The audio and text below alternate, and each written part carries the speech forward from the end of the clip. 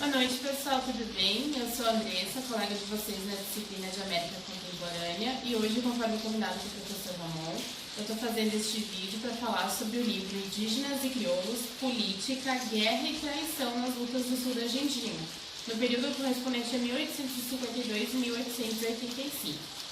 Conforme a gente já tinha falado na aula do dia 11, esse livro ele faz uma análise sobre as relações políticas entre os indígenas e os crioulos do sul da Argentina. Ele também trabalha a questão dos indígenas dessa localização, que eles não são apenas pessoas a serem conquistadas. Eles têm uma participação política efetiva durante este período. Eles estão envolvidos nas relações políticas, nessa unificação, nessa construção do Estado, do país da Argentina. Como a gente já tinha falado sobre um monte de coisas na aula, eu espero que vocês tenham anotado, eu vou só dar continuidade a partir do período ali de 1852 a 1871. Tudo que veio antes a gente conversou em aula. Se vocês têm alguma dúvida que não ficou clara, daí eu peço para que vocês entrem em contato comigo pelo AVA, enfim, que daí eu posso estar tirando essas dúvidas com vocês. Então, a partir do ano de 1852, 1861, nesse período, o autor procura evidenciar os interesses, assim como os projetos e dilemas dos indígenas e dos crioulos. Dentro deste período, os indígenas são colocados no centro da luta política entre as diferentes oposições políticas militares, sendo as principais citadas ao longo do capítulo. A província de Buenos Aires. Sempre que eu falar sobre porteños, eu vou estar me referindo à província de Buenos Aires, tá, pessoal? Só para ficar claro aqui. Comandada por Bartolomé Mitre e posteriormente por Domingos Sarmiento. A Confederação Argentina, comandada por José Justo Urquiza. Então, quando eu estava referindo à Confederação e porteños, eu vou estar falando desses dois lados opostos.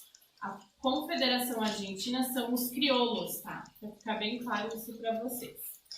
A Confederação de Salinas Grandes, comandada pelo cacique Juan Cucurá, que controla o comércio de sal com Buenos Aires e as grandes rotas comerciais com o Chile. Leuvuco, que também é uma confederação, capitaneada pelos caciques Calban e Pichum da tribo Ranquel, que decidiu criar sua própria confederação indígena, pretendendo manter seus interesses territoriais e comerciais.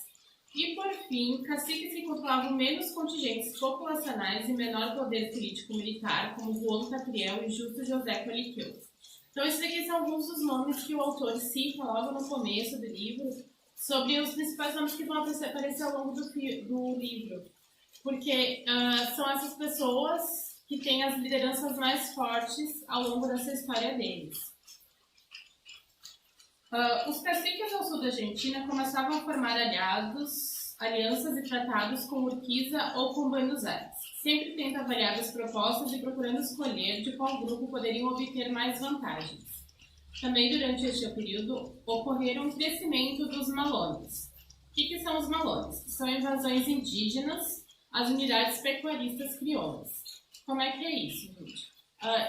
Um grupo de indígenas invadia estâncias de crioulos e sequestravam tudo que eles podiam, desde animais, comida, pessoas, era um monte de coisas que eles faziam dentro dessas configurações. Então era tipo uns bandidos que invadiam a terreno dos outros e tiravam as coisas e levavam para si. Tá?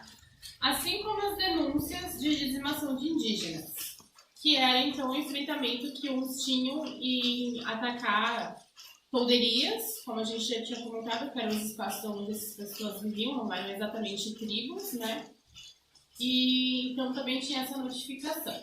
O período já citado é marcado principalmente por lutas políticas, disputa de interesse e guerras a partir da aproximação e dos distanciamentos entre os caciques e os crioulos. Isso aqui mais pra frente eu vou explicar bem detalhadinho. A final de 1853, as oposições se consolidaram. Buenos Aires estava apoiada pelo cacique Catriel. Catriel ele é um cacique da região do Pampa, tá, galera? E caciques do Pampa. Outros que não foram citados porque são muitos nomes. e Urquiza estava apoiado pelos Ranquel. Aqui eu quero deixar claro que o Calfucurá, ele não tinha uma relação direta com nenhuma dos dois lados. Ele era, vamos assim se dizer, um indígena que ele não tinha lado e fazia negociação com ambos os lados. E ao mesmo tempo protegia a região dele, tá? Apesar disso, somente em 1854 é que é estabelecido um tratado de paz e cooperação entre os caciques de outras etnias, além dos ranquel já citados, e a Urquiza, o que evidencia a importância adquirida pelos caciques frente aos grupos de disputa pelo Estado, bem como a consciência que os líderes indígenas tinham deste processo. Esta aliança entre Urquiza e os caciques possibilitava a paz na fronteira e a descentralização de Buenos Aires. Calfucurá, como eu já mencionei antes, foi o único que inicialmente se mantinha neutro, mantendo negociações com os portenhos de Buenos Aires, apesar de não ter assinado nenhum tratado com Buenos Aires, dizendo que ele era aliado deles, mas depois ele iniciou negociações e aproximou-se de Urquiza, tornando a província de Buenos Aires mais suscetível a invasões. A partir do momento que Calfucurá se une à Urquiza, à confederação, quando a gente vai falando de confederação, novamente estou falando dos crioulos, tá? Quando ele se alia a isso, ele torna Buenos Aires bastante insegura. Vamos assim dizer, enquanto se tinha Calfucurá, se tinha um controle dos malones, dos ataques, das divisões próximas a Buenos Aires. E quando Calfucurá definitivamente se uniu à Urquiza, à confederação, aos crioulos, ele já não... Buenos Aires perdeu um pouco dessa segurança, porque daí Calfucurá não estava mais no meio termo, ele não estava mais na neutralidade.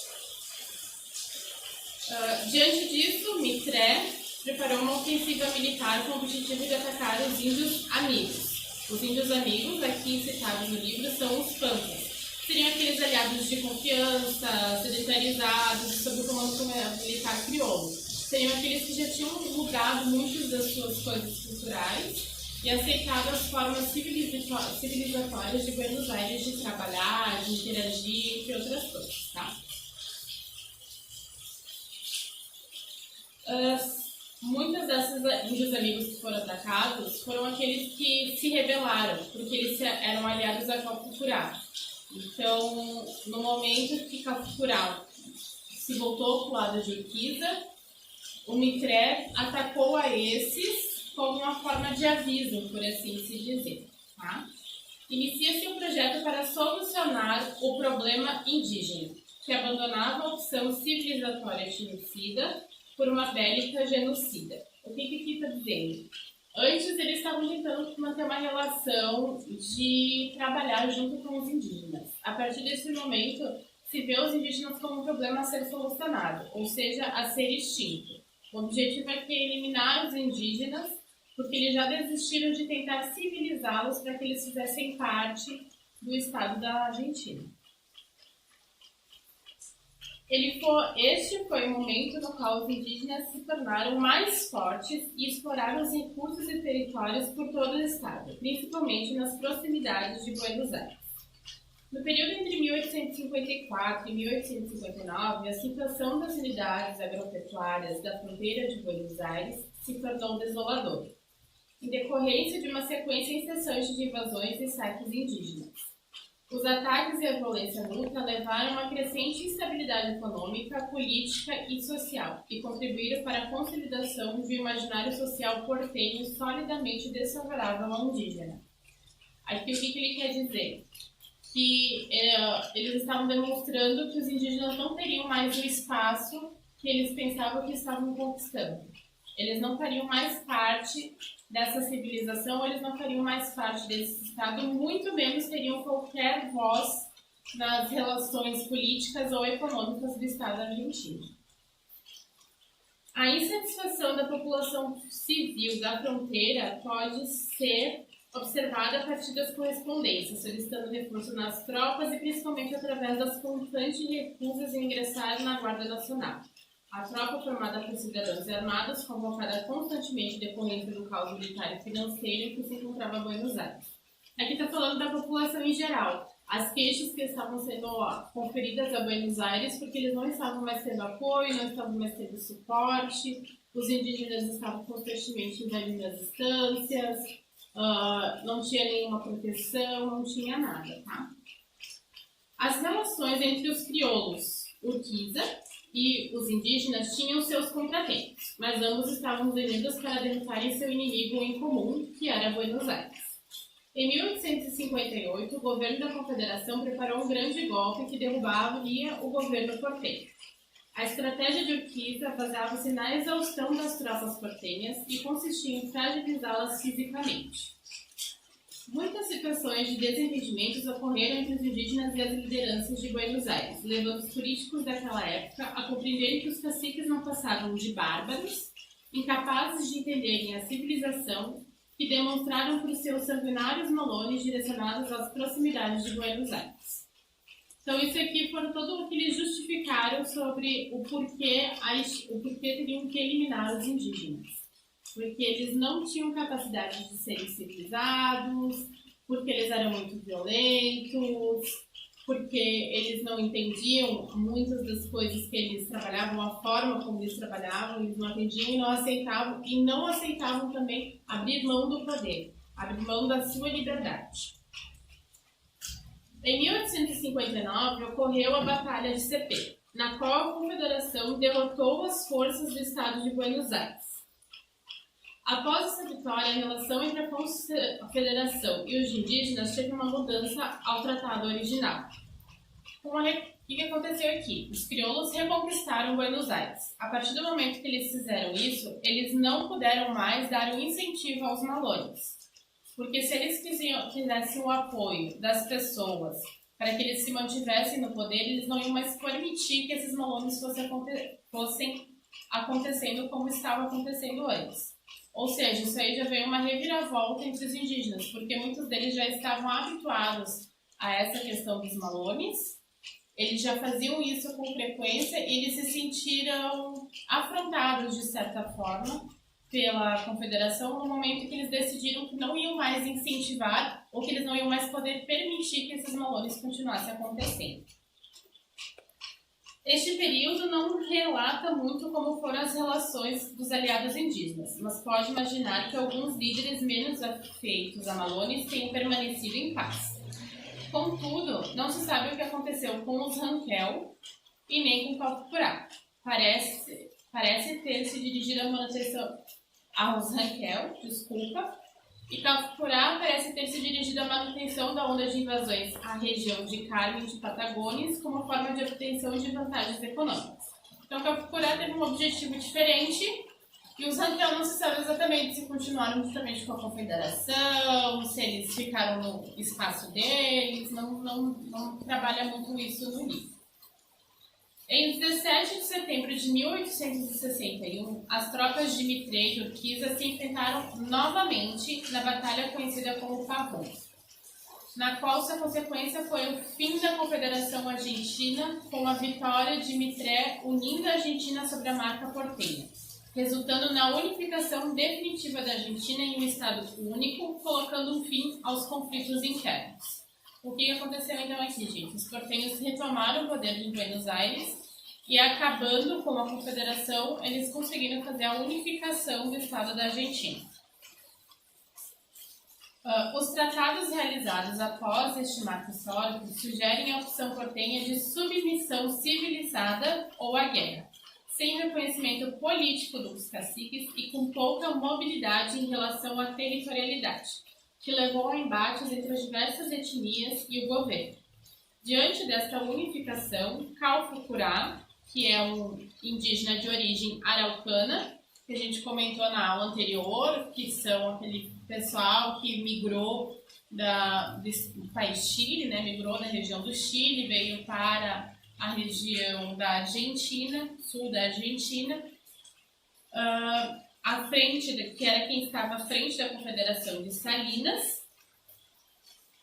e o Pagtrus Boar, um Ranquel, que era o líder da Confederação de Leuvuco, viram-se diante do dilema de se aproximarem para lutar contra um inimigo unificado, ou se manterem em competição diante de um expansionismo que mal os diferenciasse. O que o autor quis falar aqui? Que nesse momento as diferentes confederações indígenas tiveram que tomar uma decisão. Ou eles se uniam e lutavam contra esse Estado unificado, ou eles continuavam em pequenos atritos, em pequenas brigas ou em guerras separadas contra o Estado que, para eles, os indígenas agora eram todos iguais. Não tinha uma diferença sobre aqueles que tinham um maior poder político, aqueles que tinham uma maior compreensão de como trabalhar as relações econômicas, as relações políticas, aqueles que já tinham aprendido um pouco da língua deles. Para eles, a partir desse momento da unificação, todos os indígenas eram iguais. Não tinham diferenciamento, não tinham tratamento diferenciado, ou aceitava a proposta que eles faziam, ou entrava em guerra contra o Estado unificado. No período correspondente a 1862 e 1872, as relações entre os crioulos que não aceitavam negociar e caciques dispostos a manter suas autonomias e soberanias, houve acirramento das rivalidades e tensões. Os portenhos precisavam combater a barbárie. Caudilhos, indígenas, gaúchos, todas essas palavras que a gente já viu anteriormente, para pacificarem e civilizarem a Argentina em um status forte e unificado. Calfucura e Paricruz mantiveram relações de aproximação e dissimulação, pois o cacique de origens araucanas mantinha relações com os crioulos e era considerado uma das forças políticas dos Pampas.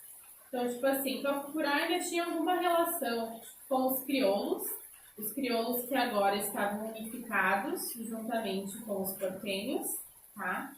Ele ainda mantinha negociações com eles, mas se dizia aliado de Paricruz. Então, tipo assim, ele continuou aquela metodologia anterior da neutralidade, jogando com os dois lados, por assim se dizer. Ao mesmo tempo em que o acordo tácito entre os indígenas permitia pequenas invasões e fugas de campanhas militares contra os ranquer, em meados de 1864, o governo unificado já havia conquistado, através de acordos, a pacificação dos principais caciques, possibilitando o entendimento sobre as relações dos indígenas araucanos e os malocos. O período entre 1862 e 72 se resume nos projetos indígenas e crioulos para a solução definitiva dos conflitos fronteiriços. Também é marcado pelo apogeu do poder militar indígena, que, ao aproveitarem de rebeliões e a Guerra do Paraguai, procuraram, através de ações ofensivas e defensivas, conter os avanços nos exércitos. Calfucura e Paricruz foram chefes de grandes confederações indígenas, considerados ícones na Argentina. Ambos morreram de causas naturais e livres em suas calderias por volta de 1870. Aqui eu fiz só uma breve citação de uma parte do livro que eu destaquei, o porquê que o Paricruz e Calfucura, principalmente Calfucura, ele está desde o início do livro até o último capítulo ainda Calfucura aparece, porque ele é um grande nome entre os indígenas nessa relação de poder, nessa relação de negociação, de participação política, dentro de todo esse processo da unificação do Estado da Argentina. Tá? A Guerra do Paraguai, em 1864, vai trazer um diferencial. Por quê? Porque os indígenas vão aproveitar que a Argentina está nessa batalha, né, contra o Paraguai, nessa tríplice, e eles vão começar a atacar Buenos Aires. Eles vão aproveitar isso para fazer os ataques direcionados. Só que daí vai ter um monte de coisinhas. Eu vou lendo aqui, porque eu anotei que fica mais fácil de vocês entenderem. Houve a ascensão de uma nova geração. Com a Guerra do Paraguai, houve a ascensão de uma nova geração de militares no comando da fronteira sul. Baseavam suas ações em teorias militares e na prática cotidiana e nas ciências com os malones indígenas. Foi a partir disso que elaboraram uma nova estratégia para combater os indígenas, estando cientes de que, aqui como eu fui falando, a Guerra do Paraguai oportunizou que os indígenas pudessem fazer mais confrontos contra eles, mas também possibilitou aos portenhos uma aprendizagem sobre novas formas de combater, novas formas de entrar em batalha com essas tribos, tá? Como assim? eles perceberam que os números dos indígenas estavam diminuindo, principalmente a questão dos guerreiros. Perceberam a rusticidade ou a simplicidade das armas que eram utilizadas por eles. Na Guerra do Paraguai, eles começaram a utilizar as armas mecânicas, as armas de fogo e tudo mais. Então, eles começaram a ter habilidade de outros tipos de armamentos que eles podiam usar de tecnologia superior aos indígenas contra eles, tá? Este período é marcado pela ideia de superioridade em estratégia e armamento branco contra os povos considerados bárbaros perante o governo argentino. Então, além do armamento, também as estratégias que eles foram aprendendo. Isso tudo, assim, é coisas que eles aprenderam com a Guerra do Paraguai, que eles voltaram isso para os que estavam aqui protegendo Buenos Aires, para confrontar os indígenas a partir daquilo que eles conseguiram de novo, de diferenciado, para que talvez eles tivessem uma forma de ataque diferenciada para cima dos indígenas e conseguissem, assim, o objetivo deles, que era a paz e a unificação do Estado. O período entre 1872 e 85, ele gira em torno da execução dos planos do expansionismo dos crioulos, alimentados pelas novas estratégias, armas e equipamentos de guerra e pela experiência bélica da Guerra do Paraguai. Este avanço final do Estado argentino sobre os territórios indígenas do Pampas e da Patagônia, que aqui no momento são as duas regiões que eles pretendiam ou focavam as suas forças de luta, é conhecido como as Campanhas do Deserto. Tá? Em 1877, o governo vai fazer uma grande ocupação regional. Eles vão fazer ataques direcionados, pretendendo fazer uma ocupação territorial desses espaços que anteriormente eram espaços de territórios indígenas. O objetivo nesses territórios é colocar pessoas, crioulos, imigrantes brancos que estavam chegando à Argentina neste período, para que ali eles constituíssem agropecuária, estabelecessem seus espaços, seu trabalho. Tá? Em 1878, são enviados comandos especiais para atacar exclusivamente os caciques. Aqui eles fizeram vários ataques direcionados, no qual o objetivo não era, nesse momento, eliminar os indígenas, mas sim os caciques à frente desses grupos indígenas, desses povos indígenas. Tá? Porém, os grandes caciques não são eliminados.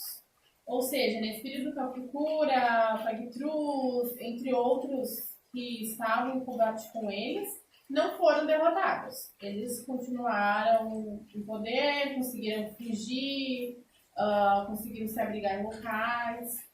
E em 1979 ocorre a Grande Expedição Militar. Essa grande expedição militar aqui é a conhecida Campanha do Deserto. Tá?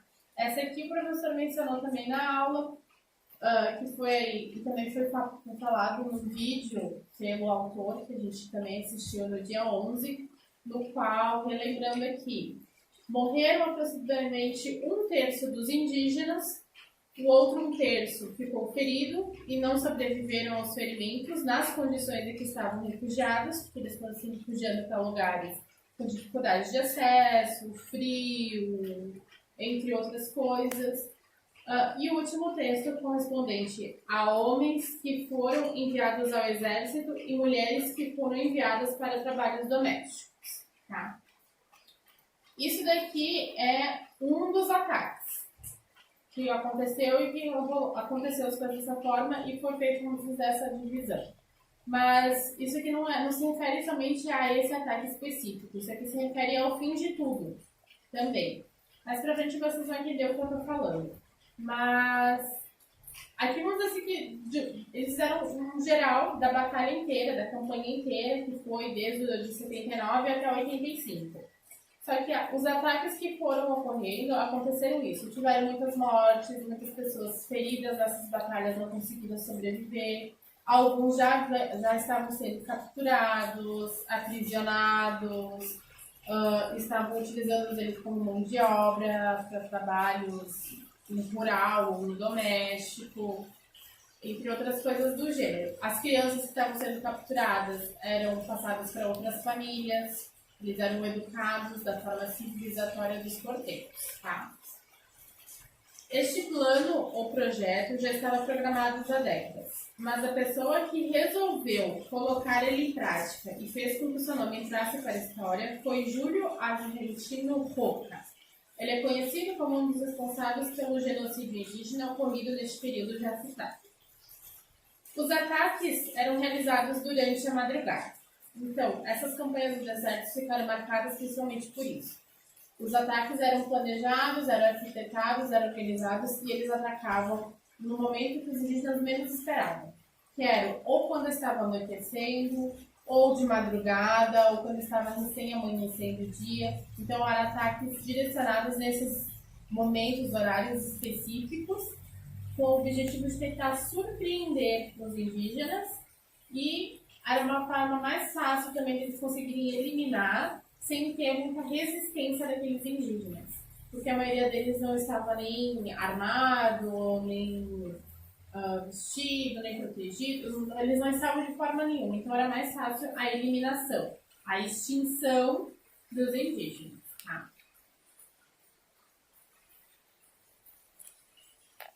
Seus objetivos eram atacar as poderrias e matar a todos, principalmente os caciques. Não era sobre a posse dos indígenas, ou seja, não era para se fazer prisioneiros. O intuito não era se fazer prisioneiros, porém, se ocorresse de alguém se render e tudo mais, eles eram encaminhados para prisões. Mas o objetivo ali não era esse. O objetivo era se encontrar, era matar, né, ou aprisionar, se fosse o caso, porque o objetivo deles era contra a existência livre desses indígenas. Ou seja, eles estavam lutando contra essa liberdade a qual os indígenas estavam se assegurando, que a única coisa que a unificação argentina queria era que os indígenas se submetessem ao Estado argentino. E os indígenas queriam a sua liberdade. Eles queriam continuar tendo as suas autonomias, as suas lideranças. Eles não queriam se reportar ou se rebaixar ao poder dos portenhos. Então, o que acontece aqui é que eles estão indo contra essa intenção ou contra esse ideal de liberdade que os indígenas tinham. Ou seja, vocês não são mais livres. Ou vocês trabalham para nós, ou vocês são mortos. Era esse o objetivo do Estado unificado. Com as campanhas do deserto sendo cada vez mais rápidas, maiores e quase bem-sucedidas, os indígenas vivenciaram o sequestro de suas mulheres, crianças, idosos e enfermos, realizados pelo Estado. Todos eles foram presos e enviados a projetos etnocidas civilizadores, causando suas mortes no trajeto para essas prisões, que estavam infestadas de epidemias, ou sendo usados como mão de obra barata no trabalho rural e doméstico. As crianças que foram capturadas, como eu já havia mencionado, foram adotadas pela burguesia portenha e educados pela ordem civilizatória. O fim de indígenas tem seus marcos em 1884, quando o cacique, chefe da Confederação de Salinas Grandes, teve que se render com seus últimos familiares e guerreiros. Ele não tinha mais como lutar, ele não tinha mais como alimentar o seu povo, ele não tinha mais como continuar da forma como eles estavam. Então, ele se rendeu. E o outro que se rendeu foi em 1885, o Sayagueque, que é considerado o último cacique livre, que teve que se render ainda no início de 1885, que aí marca o final do processo da consolidação do Estado Nacional. Então, a partir de 85 já está consolidado o Estado Nacional da Argentina. O autor ele fala bastante ao longo do livro, ele tem até um trechinho que ele fala sobre etnocídio, genocídio, afinal, o que foi isso? Essa é uma discussão bastante abrangente ainda entre os historiadores argentinos, historiadores que trabalham em cima deste período da Argentina, porque o objetivo deles era inicialmente a civilização. Eles perceberam que os indígenas não iam aceitar essa ideia de civilização deles, porque eles não iriam se tornar pessoas que não iam responder por si próprios. Os indígenas queriam ter essas próprias lideranças, ou que essas próprias lideranças tivessem voz dentro desse Estado nacional da Argentina. E isso era uma coisa que eles não, que os porteños, o pessoal da liderança não podia permitir. Não dava para ter duas lideranças, ou a liderança dos caciques e a liderança deles. Isso era impossível para se ter a consolidação do Estado Nacional.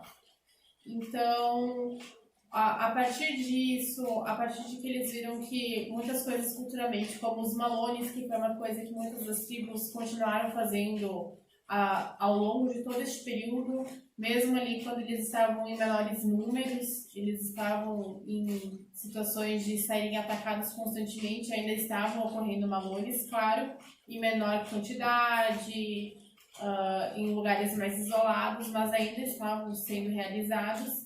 Então, ao perceberem que os indígenas não iam mudar essas coisas, o foco deles foi destruição. Eliminar, matar. E os que restaram, por assim dizer, os que sobreviveram, continuam por aí, né? As histórias vão se passando adiante, mas eles foram, então, colocados dentro dessa ordem civilizatória, dentro dessa organização de civilidade, e eles não são, a partir desse período, eles não eram mais considerados livres, né? Então, eles não tinham mais o espaço deles de vivência, eles viveram entre os porteños, eles tiveram que se adaptar e viver entre as nações. Então, eu acho que sobre o livro era isso que eu tinha para falar para vocês. Como eu fui lendo, talvez alguma coisa não tenha ficado tão clara como eu gostaria. A partir do momento que eu não tinha perguntas a responder, eu fui meio que abordando as principais coisas citadas ao longo do livro, o que o autor deu maior destaque. Então, eu espero que tenha ficado claro para vocês sobre o que é o livro, sobre este período, os acontecimentos. E qualquer dúvida que vocês tenham, eu vou estar à disposição pelo AVA, então, tá bom? Muito obrigada, tenham todos uma boa noite.